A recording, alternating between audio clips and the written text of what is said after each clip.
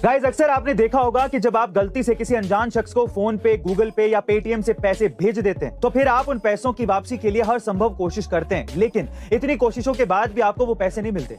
पर आज मैं आपको एक ऐसा सॉल्यूशन बताऊंगा जिससे शायद आपके पैसे वापस आ जाएं।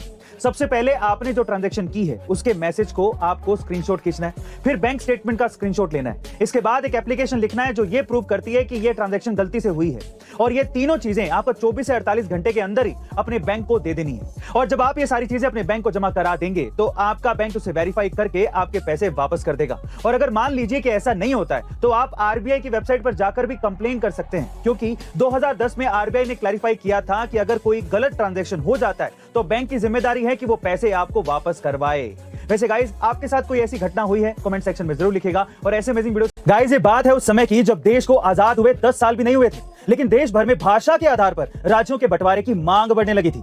और इसके केंद्र बिंदु थे गांधीवादी विचारों को मानने वाले आंदोलनकारी पोटी श्री रामुलु। लेकिन गांधी विचार के हिसाब से तो महात्मा गांधी जी का यह मानना था कि देश पहले से ही धर्म के नाम पर बढ़ चुका है। अब भाषा के आधार पर भी राज्य बनाने से देश की एकता और अखंडता को नुकसान पहुंचेगा। पर इन सबके उलट पोटी श्री रामुलु ने साल 1953 में आमरण हड़ताल शुरू कर दी, और इस आंदोलन के 56वें दिन उनकी मौत हो गई।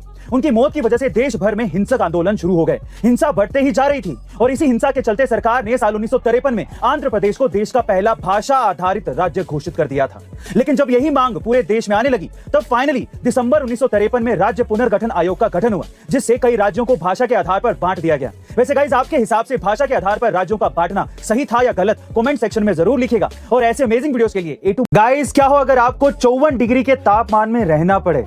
सोचकर ही हालत खराब हो गई ना? जी हाँ गाइस, ये वही तापमान है जिसकी वजह से कैलिफोर्निया के जंगलों में भीषण आग लग गई थी और महीनों तक ये आग बुझी नहीं थी।